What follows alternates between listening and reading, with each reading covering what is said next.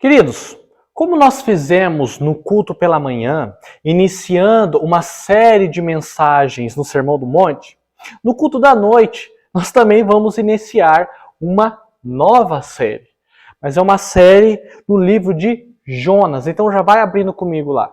Jonas, capítulo 1, nós leremos os 3 primeiros versículos. Vai ser aí a primeira mensagem dessa jornada que nós teremos, talvez ali, acabe ali em torno do mês de março, né, todo o livro ali. Quem vier em todos os cultos vai poder dizer que leu um livro todo no ano, né? Mas abra comigo lá, Jonas capítulo 1, os 3 primeiros versículos. O tema dessa série de mensagens é o agir da graça. Então nós vamos explorar a graça do Senhor sendo manifesta na vida de Jonas, na vida dos marinheiros pagãos, na vida de Israel, na vida dos ninivitas. Então a gente vai perceber tudo isso, né? Não somente isso, mas muitos outros ensinamentos nós temos no livro de Jonas. A gente vai ver o controle soberano de Deus sobre os acontecimentos da terra. A gente vai ver a determinação de Deus para que a sua mensagem chegue aos gentios. Também vamos ver a necessidade do arrependimento do pecado, algo essencial para os ninivitas. E com certeza nós vamos verificar a misericórdia de Deus quando as pessoas se arrependem. A mensagem de hoje, essa primeira da nossa série, vai se chamar Por que foges da vontade de Deus? Já vai fazendo essa pergunta aí para você. Por que foges da vontade de Deus? Então vamos lá. Jonas capítulo 1, diz assim a palavra de Deus. A palavra do Senhor veio a Jonas, filho de Amitai, dizendo: Levante-se, vá à grande cidade de Nínive e pregue contra ela, porque a sua maldade subiu até a minha presença. Jonas se levantou, mas para fugir da presença do Senhor para Tarsis. Desceu a Jope e encontrou um navio que ia para Tarsis. Pagou a passagem e embarcou no navio para ir com eles para Tarsis, para longe da presença do Senhor. Vamos orar mais uma vez. Deus, que o Senhor fale conosco através da tua mensagem, Pai. Que o Senhor revele, ou melhor, que o Senhor nos ilumine, Deus, através da leitura da tua palavra, e deixe a mostra para nós a manifestação da tua graça, da tua misericórdia, desses ricos atributos que o Senhor tem, Pai. Possamos te louvar, te exaltar, porque a graça, a misericórdia, o teu amor, tudo isso se manifesta em nossos dias, se manifesta em nossas vidas, Pai. Então fale conosco através de toda essa série de mensagens, a começar pelo texto de hoje, que possamos aprender mais da tua vontade, Deus, que possamos reconhecer a tua vontade que é boa, perfeita e agradável. Fale conosco, nos encha do teu Espírito. Assim nós oramos. Em nome de Jesus. Amém. Queridos, eu sei que não é fácil executar uma vontade que não é a sua. Eu sei que é difícil. Não é fácil você ser chamado para algo que você não queira fazer. Isso quando às vezes você é chamado para isso e tem a tendência do quê? Fazer corpo mole, fazer de qualquer jeito, procrastinar ou, igual a Jonas, fugir. O livro do profeta é interessante porque aborda esse duelo entre a vontade divina executada em nós com a vontade humana que não dá o braço a torcer tão facilmente. E não é preciso nem dizer quem que perde esse duelo, não é verdade? Entre a vontade humana e a vontade divina. É óbvio que é a nossa, é a vontade humana. E não só perde, mas como colhe consequências muito ruins quando tenta impor sobre a vontade de Deus. Colhe, por exemplo, cegueira espiritual. A gente percebe essa cegueira de Jonas em relação a Nínive. E é interessante porque essa cegueira espiritual de Jonas com Nínive, que Nínive não merecia ter essa misericórdia, que Nínive era um povo ímpio, deveria ser castigado e condenado mesmo. Essa cegueira de Jonas mostra, sabe o quê? Retrata a cegueira espiritual do próprio Israel. De Israel como nação, como luz para as nações.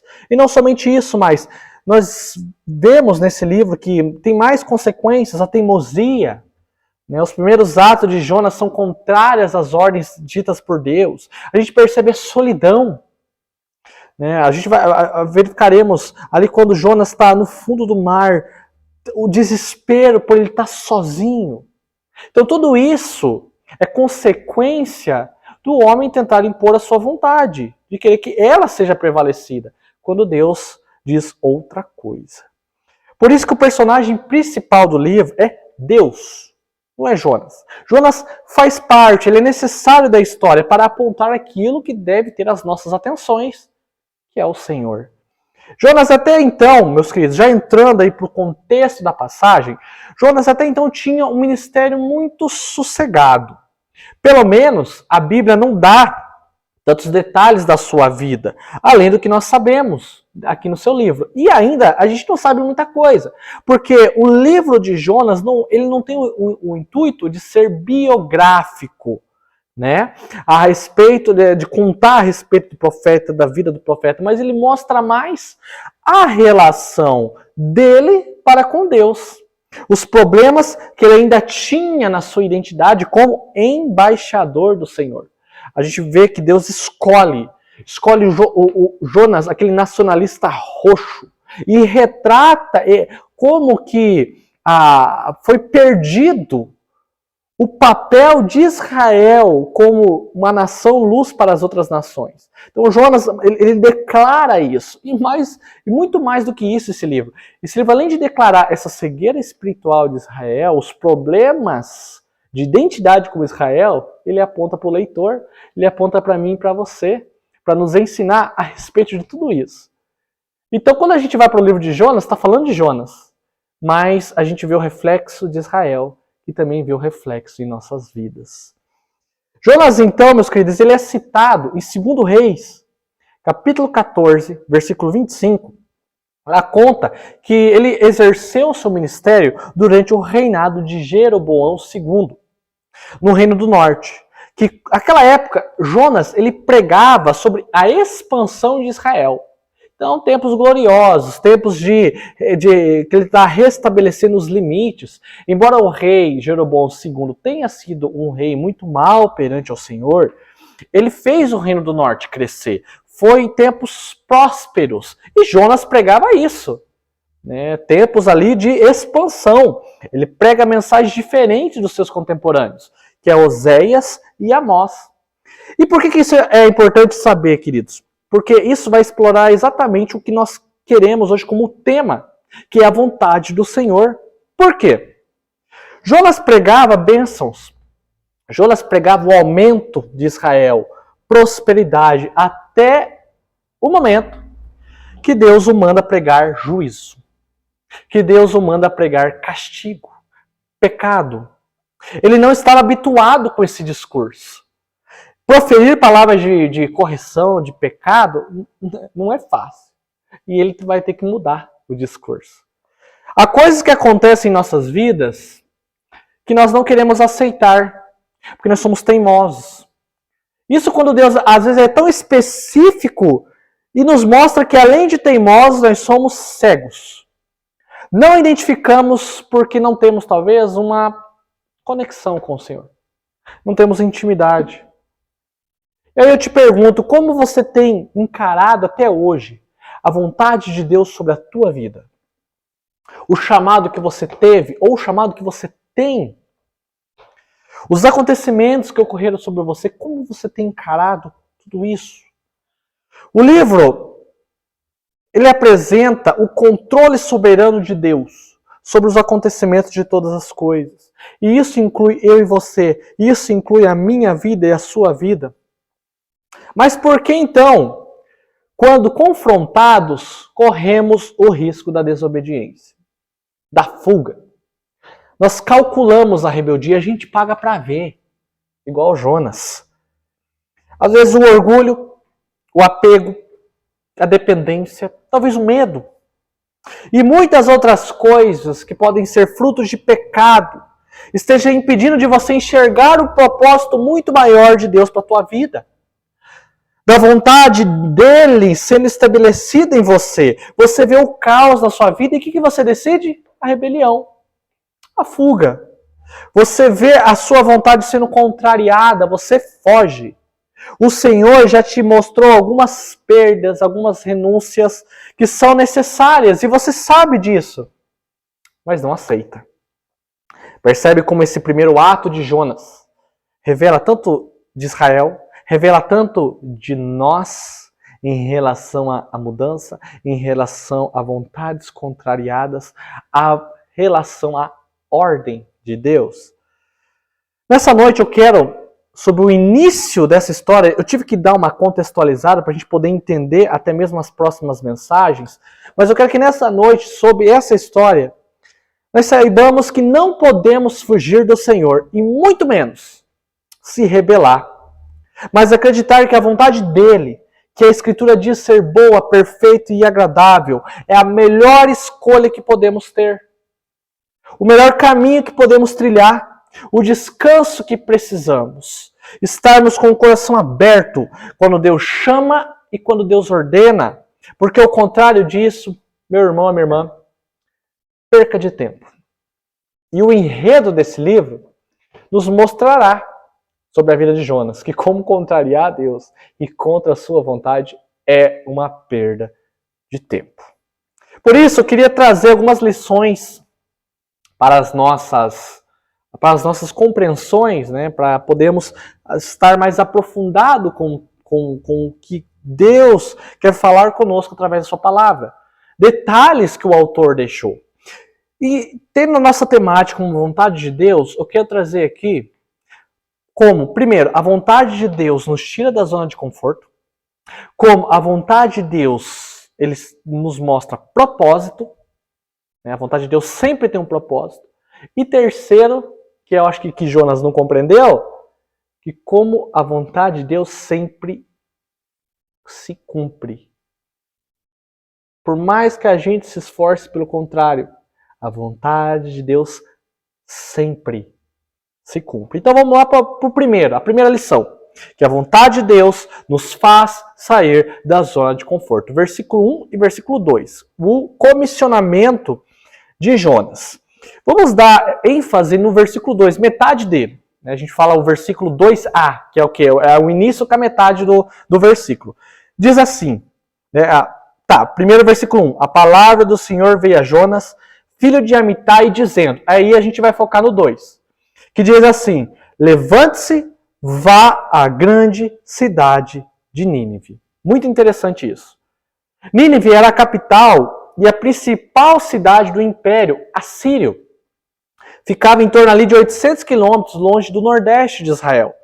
E é interessante, amados, sabermos o que é Nínive, o que representa, para descobrirmos por que Jonas odiava tanto os ninivitas. Porque para ele era um absurdo para eles se converterem. Né? Não fazia sentido para Jonas aquele povo se render aos pés de Deus. Tem oportunidade de arrependimento. O senso de justiça de Jonas impedia que ele fosse pregar lá. Mas por quê? De onde vem toda essa ira? Queridos, a Síria foi um inimigo que incomodou muito Israel nos tempos de Jonas. Era um império que crescia e crescia. Logo no seu início, conquistador, como a gente sabe, inclusive que para crescer, o que é necessário? Pegar o território dos vizinhos, né? Para crescer é necessário que você invada, que você saqueie. E nisso, lá, principalmente ali naquele contexto de 2 Reis, capítulo 15, principalmente a partir do versículo 17, nós vemos uma Síria já potência e dando medo aos seus vizinhos, fazendo uma excursão atrás da outra para tomar territórios do Reino do Norte. E nisso muitos israelitas acabaram morrendo. Sem dizer altos tributos do rei de Israel, o Reino do Norte, que ele teve que pagar para o rei da Síria, para pelo menos estipular a paz durante um tempo. Mas, quando não pagava, o que a Síria fazia? Ia lá e atacava de novo. Tanto que chega um momento, até que a Síria fala, chega. E vai lá, ele dá 3 investiduras ali contra o reino do norte e destrói tudo. Exila o povo, manda para outras regiões, Eles pegam Samaria, que é a capital do império, e faz como se fosse um repovoamento, né? Ele troca os costumes, né? Ele traz pessoas de outras partes do império e leva para Samaria justamente com esse intuito de misturar, de não ter mais traços nenhum judaicos ali. Então a gente percebe como para Israel a Assíria não era a flor que se cheira, e Jonas concordava com isso. Por isso que Jonas tinha essa raiva da Assíria, porque desde o início do ministério até o final, ele teve sob esse contexto, né, de tamanha intriga com a Assíria, né, principalmente ali com os ninivitas. Mas aí, Deus chega e fala, vá e pregue para eles. Aqui duas coisas interessantes. Uma eu já falei, o discurso muda. Então, a mensagem muda. Quando Jonas pregava só bênçãos, expansão de Israel, agora ele tem que ir no lugar do inimigo e pregar que eles vão sofrer o juízo de Deus, que eles vão ser corrigidos, que é para eles se arrependerem dos pecados. Então, aquela palavra gostosa de expansão, de bênçãos, agora tem que se trocar, né, para falar de pecado, que não é fácil. Não é fácil falar de correção, ainda mais o inimigo, ainda mais o ímpio. Você tem que falar, se converta, se arrependa. Ainda mais para Jonas, que ele já não gostava, né, do povo da Síria. Então a mensagem muda. E não somente a mensagem, mas como nós percebemos, o povo também muda. Jonas pregava para Israel, dos seus. Nacionalista, estou pregando para o judeu, estou pregando prosperidade, né, bênçãos, o território de Israel aumentando, grandes júbilos, prosperidade durante o reinado de Jeroboão II, mas agora ele vai ter que pregar a correção. Para Nínive? Para o inimigo?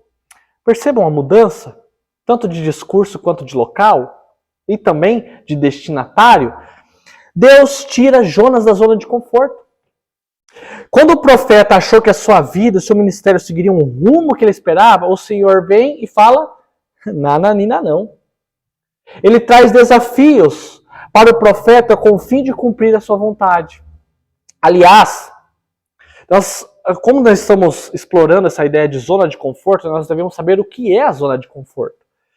Queridos, nada mais é do que o estado em que a pessoa vive acomodada, sem mudança, sem novas perspectivas, que deixa o estado como está e não gera mudança.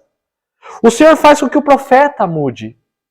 Faz ele sair do estado em que estava. Faz com que o embaixador de Israel, que era a figura do profeta, agora vá pregar a quem ele quer, a quem o Senhor quer.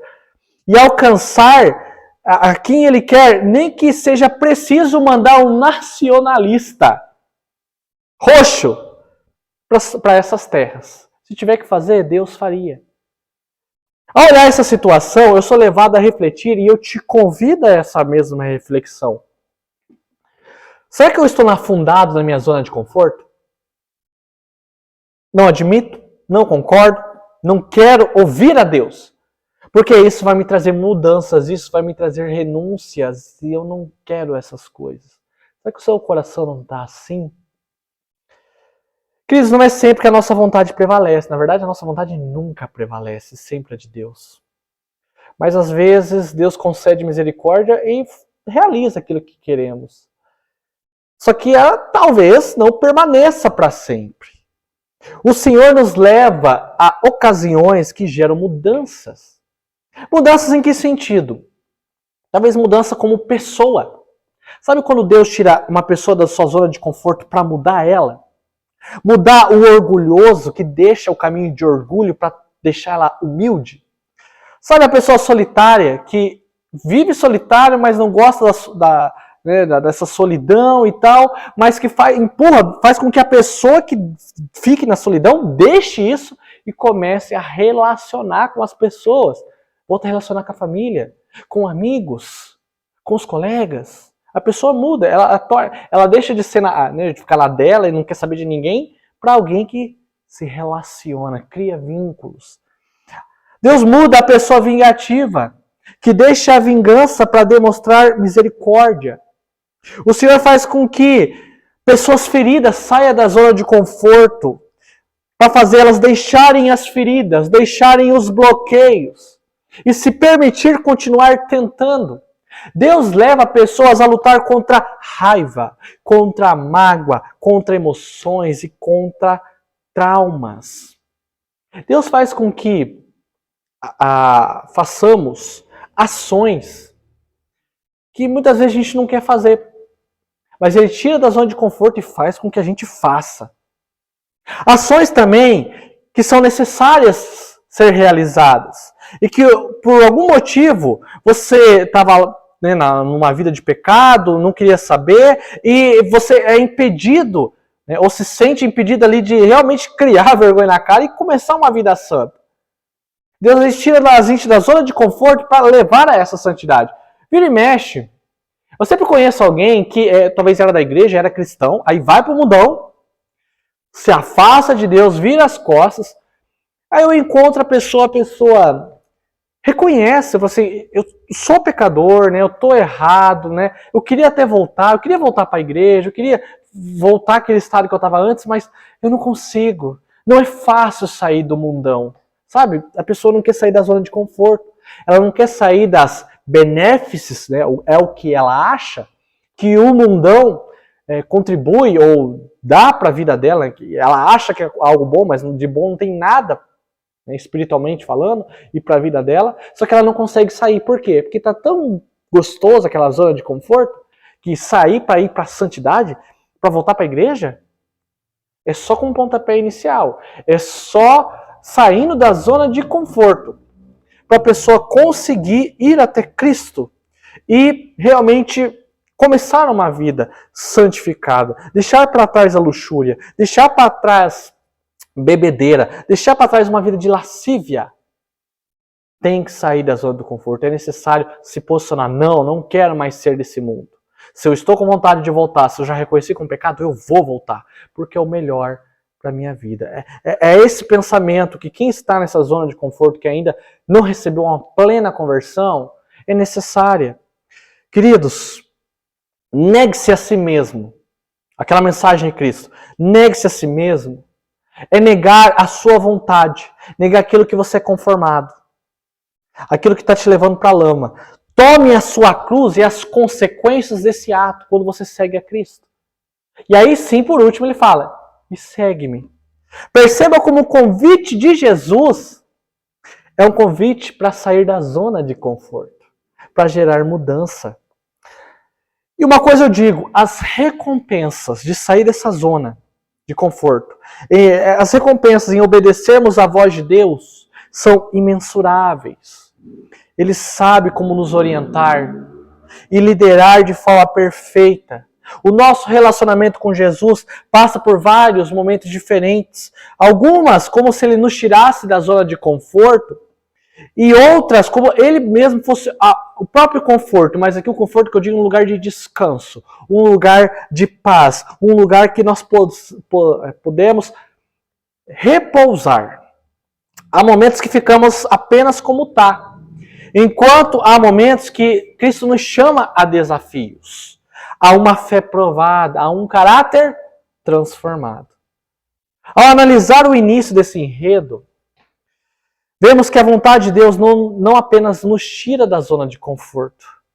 Não faz isso só para ver Jonas incomodado, ou só para nos ver incomodado, mas o Senhor tira-nos da zona de conforto para um propósito específico. E essa é a nossa segunda lição que nós temos nessa noite.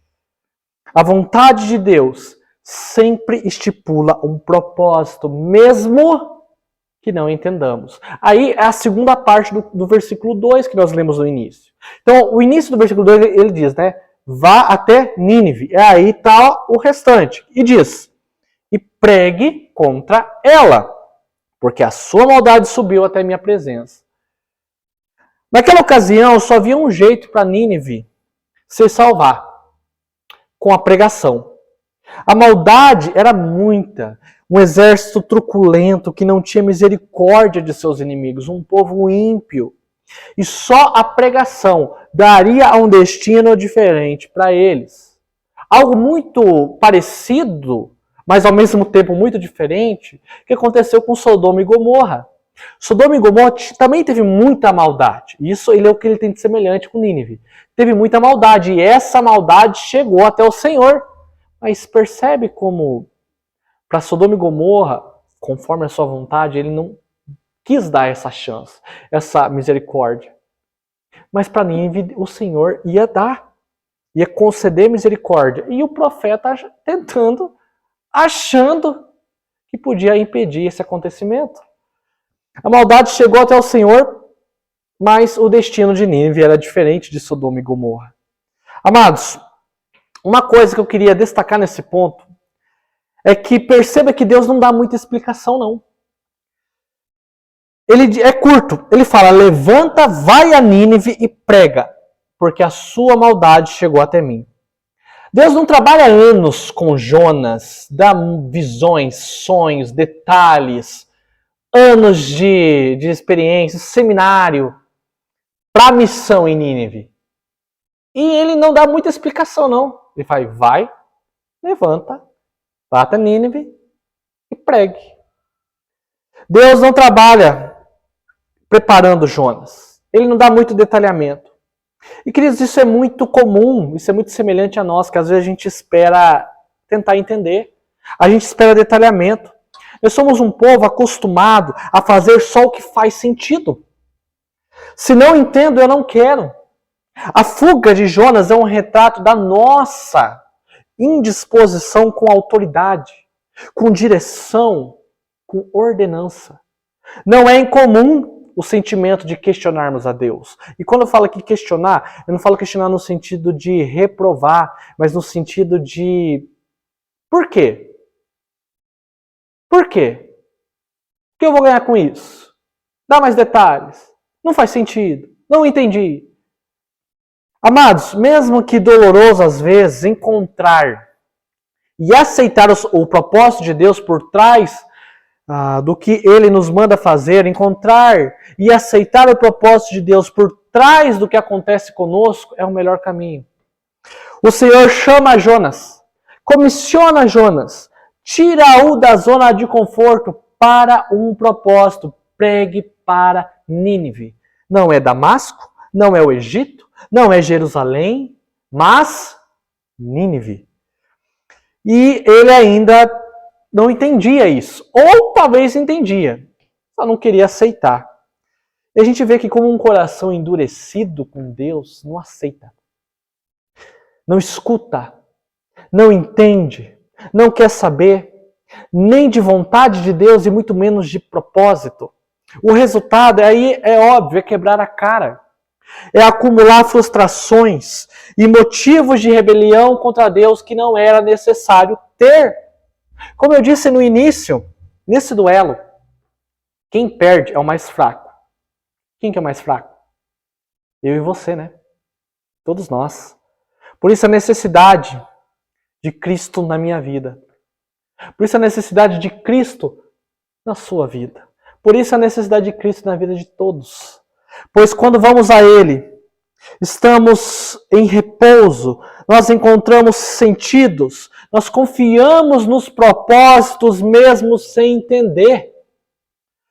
Quando temos um encontro verdadeiro com Cristo, conseguimos quebrar essa rebeldia interior, esse coração duro, essa vontade de fuga e passamos a confiar no Pai, que tem todo o controle, que tem toda a soberania e que tem todo o amor que precisamos. Jesus é o caminho para deixarmos os nossos pecados, que apenas nos cega, confunde, nos deixa sem entender nada, para o descanso, até que Ele retorne.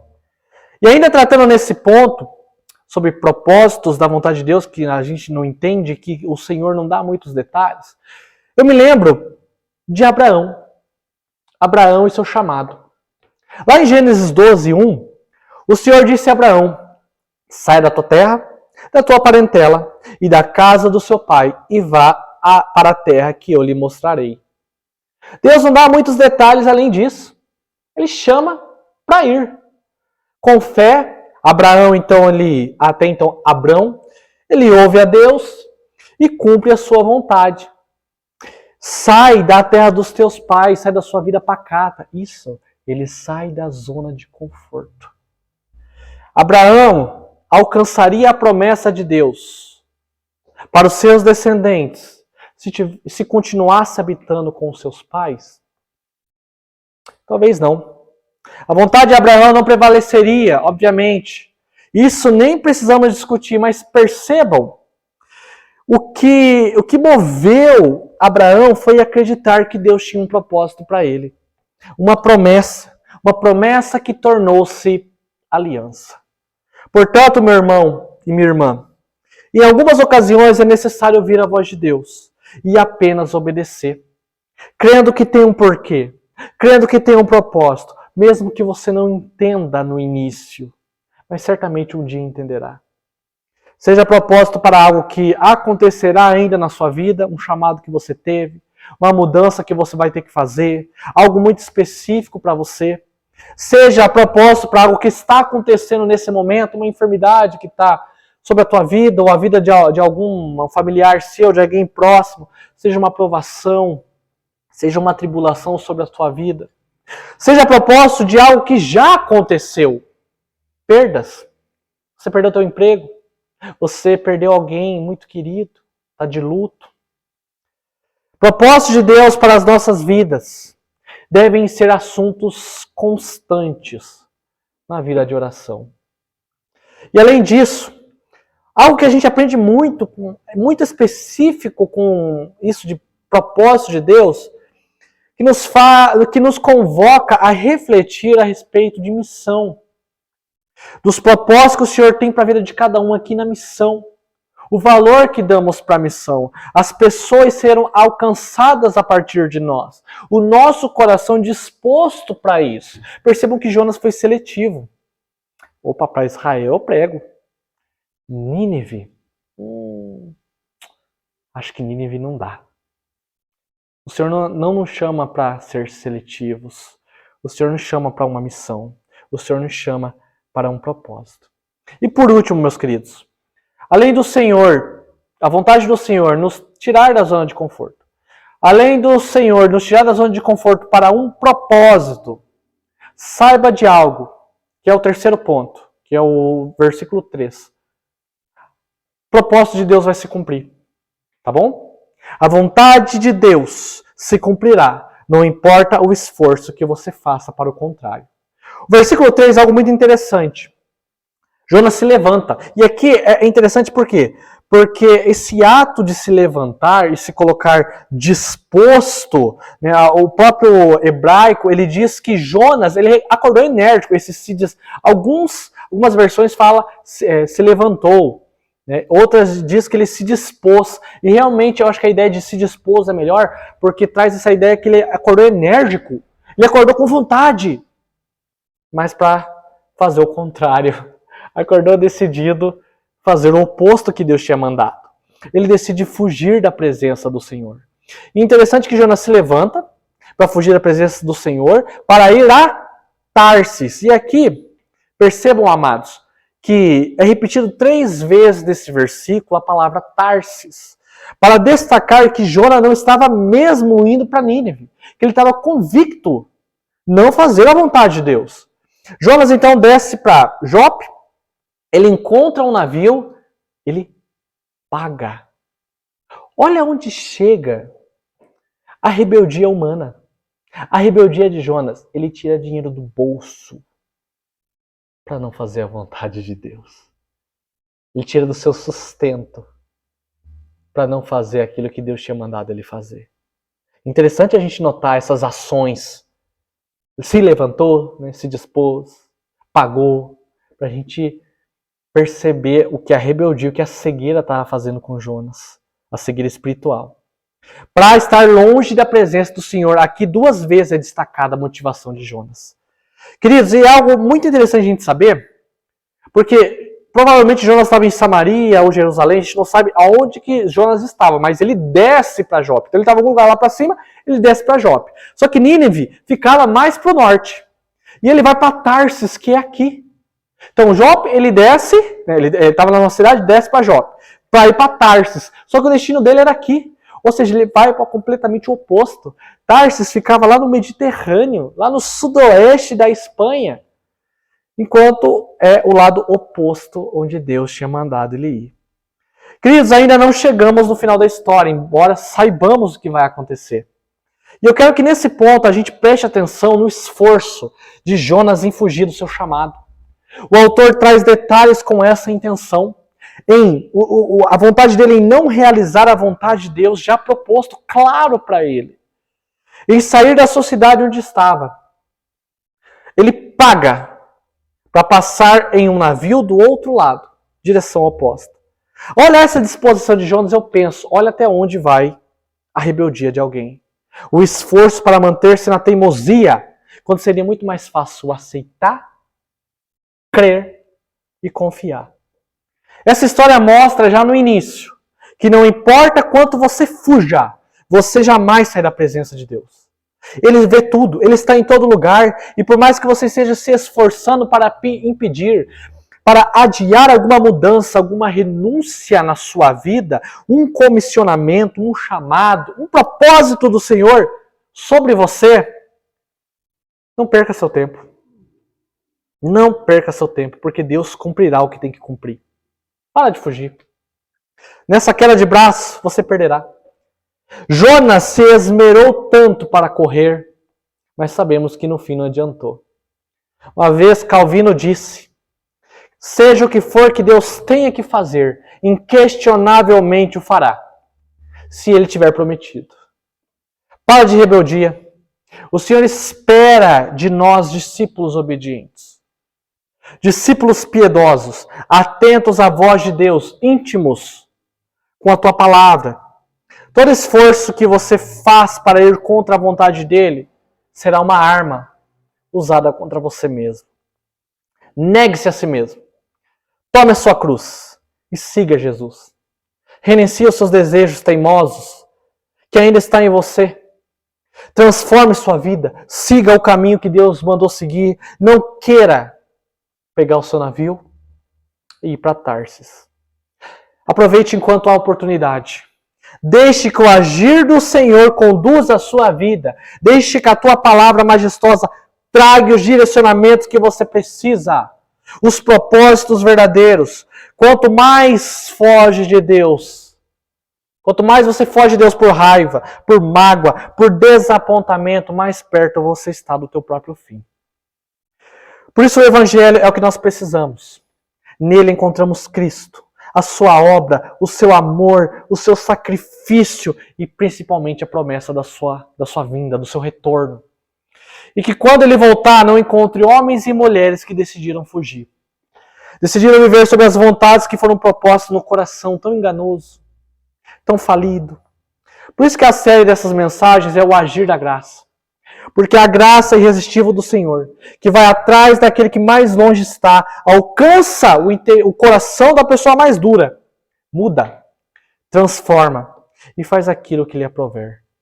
Em Cristo, alinhamos para o caminho correto, de onde jamais deveríamos ter desviados. Por isso assim concluo. A vontade de Deus vai te tirar da zona de conforto. Vai te trazer mudanças. Mas serão mudanças para um propósito. Que ela vai se cumprir, não importa a vontade, não importa o esforço que você faça. Vá a Cristo. Vá até Ele e peça, clame a Ele por essa transformação. Para essa orientação. Para de fugir. Mas se renda aos pés do nosso Deus Criador. Por isso que eu peço para você levar para sua casa essa reflexão. Porque foges ainda da vontade de Deus.